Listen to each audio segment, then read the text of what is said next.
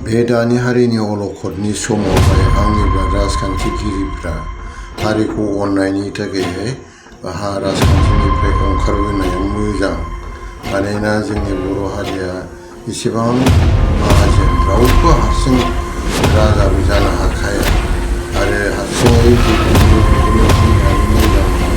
बेनिखायनो दैदेनगिरि बिथांमोनखौहाय आंनि गुरै खावलायनाय, नोंथांमोनहा हारिनि खोथाखौ सानदो आरो हारिखौ रैखा होनो थाखाय हाजार हाजार मानसिया दिनै थैनानै थांबाय, बिसोरखौ साननो। दिनै सोरबा आलाय सिलाय जानांबाय, सोरबा गोदाव सोराव जानांबाय। बेनिखायनो नोंथांमोना हारिखौ अनोब्ला राजखान्थि खालामनायनिफ्राय ओंखारबोनाया मोजां। राजखान्थि खालामनाय समावहाय जों हारिनि खोथाखौ अराय सम साननाया मोजां, जाहाथे माने जोंनि हारिया लाजिनाङा एबा जोंनि हारिनि एगेन्स्ट बाथ्राफोर बुंनाङा, बेखौ आं खावलायहरो। नोंथांमोना अननानै जोंनि हारिमु आरो हारिफोरखौ फोजोबस्रांनो थाखाय आखायाव दाला। सानसेनि समाव जों बयजोंबो गाग्लोबजागोन बेबायदि आखलबा।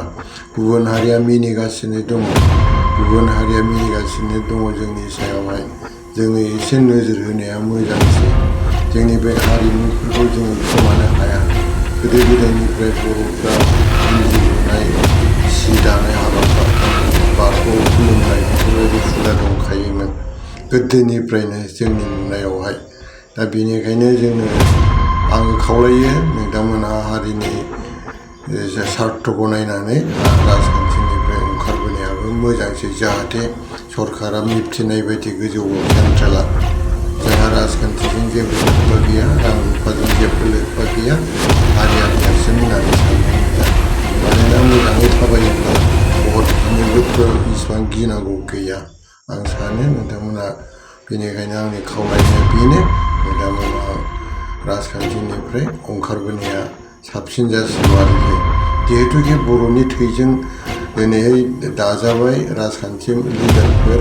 सानसेनि समाव 1996, 97आवहाय जोङो बुंदोंमोन जोंनो राजखान्थि नांगौ, जोंनो MLA, MP नांगौ, जोंनो मन्थ्रि नांगौ, रायजो सभायाव एसेमब्लियावहाय बाथ्रा बुंनो थाखाय जोंनो लिडारफोर नांगौ होननानै। नाथाय दिनै लिडारफ्रा जोंनि हारिनि रावफोरखौ बुङालाबानो बुहुद दुखु गोनां आरो लाजिनो नांथाव बाथ्राफ्रा ओंखारगासिनो दङ। बेनिखायनो आं खावलायो, अननानै बयबो सिन्था खालामदो, हारिनि हेंथा दा खालामसै आरो हारिनि खांनाय आरो थैनायनि बाथ्राखौ अराय सम सानबाय थादो, जाहाथे जोङो बयबो खौसेयै गोजोरै रायजो खुंलांनो हानाय बायदि। Thank you.